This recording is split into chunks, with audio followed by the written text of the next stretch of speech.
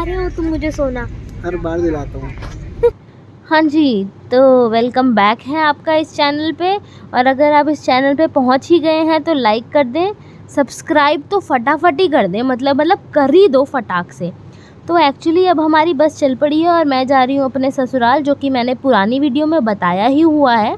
अब दिखाऊंगी कि ससुराल में मेरे साथ क्या हुआ, क्योंकि पहले तो मैंने आपको अपनी बस की जर्नी बताई है ना, अब ससुराल की जर्नी भी तो बताना बनता है। तो हाँ जी, सुबह हो गई थी तो मेरे पति देव ने ससुराल जाना है तो भैया मैंडेटरी चीज़ें पहननी पड़ेगी। तो हम लग गए प्रिपरेशन में। पहले पहना दी इन्होंने मुझे छनछनाती हुई पायल, जिससे मैं छना ना ना ना करती हुई चलूँ। तो हम उतर गए सुजालपुर बाईपास, वहाँ से हमें जाना था सारंगपुर। तो हमें पिक करने आने वाले थे एक भैया, और जब तक के लिए हम खड़े होके यहीं पे ही बाईपास पे खड़े होके आसपास का मौसम एंजॉय कर रहे थे। तो जी भैया पहुंच गए थे हमें लेने के लिए। मैं बैठ गई पीछे और देख रहे हो परिवर्तन, सर पे पल्ला आ गया है। अभी तो पल्ला ही आया है, आगे जाके देखिए क्या क्या होता है मेरे साथ। हाँ, तो तब तक मैं पहुंच गई जी घर। सामने आ रही है मम्मी जी इतनी खुश अपने बेटे को देख के कि क्या ही बताऊं।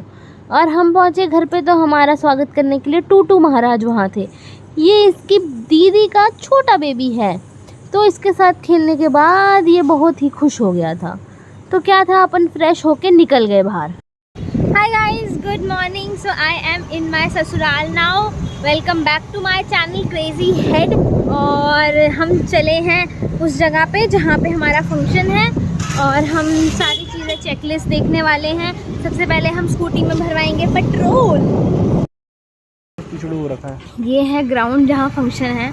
अभी कुछ दिन से बारिश वगैरह हुई है तो घास वास में बड़ा पानी है, तो ये स्पेस इतना यूज़ नहीं होगा। अदरवाइज़ यहीं पे कार्पेटिंग बन के वहाँ स्टेज लग जाता था तो पूरा स्पेस यूज़ होता था। तो अभी हमारे पास वो वाला एरिया यूज़ होगा कि इनकेस बारिश वारिश भी हो जाती है तो everything will be like sorted. This is a place, हम बर्थडे फंक्शन यहाँ हो रहा है। ये एंट्रेंस हो गई। डेकोरेशन शाम तक हो जाएगी। डेकोरेशन अभी decoration part is pending, it will get completed by the evening. So it is how it looks. This is how it looks.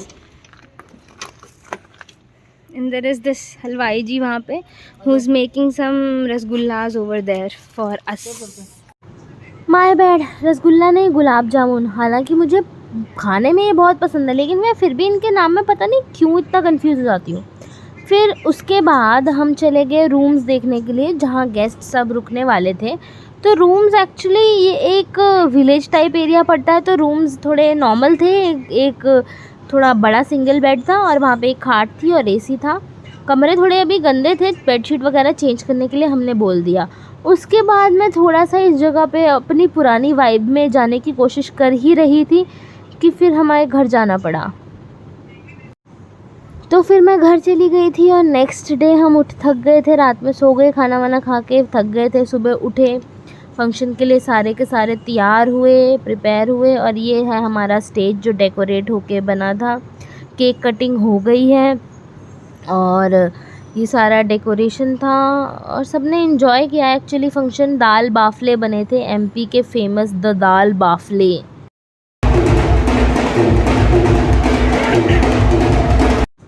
उसी ही दिन सावन सवारी निकलने वाली थी उस एरिया से, कपिलेश्वर महादेव की। तो जैसे ही हमें थोड़ा सा टाइम मिला, मैं और मेरे पतिदेव निकल गए कि चलो यहाँ आए ही हैं तो सावन सवारी भी देख लेंगे। तो इस बहाने आप भी बाबा जी का दर्शन कर ही लो।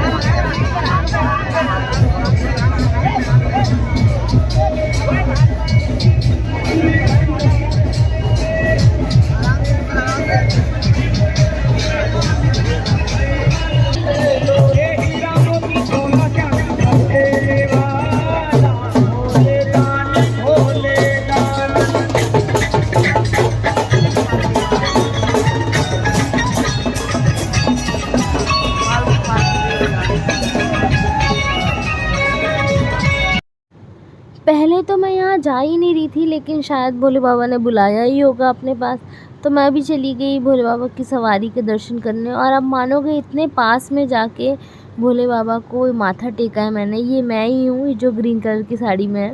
माथा टेक के हर हर महादेव कहते हुए अब मैं आज का व्लॉग साइन ऑफ कर रही हूँ। और आपका काम है आप सब्सक्राइब करके मुझे सपोर्ट करोगे, ओके ना। चलो, हर हर महादेव।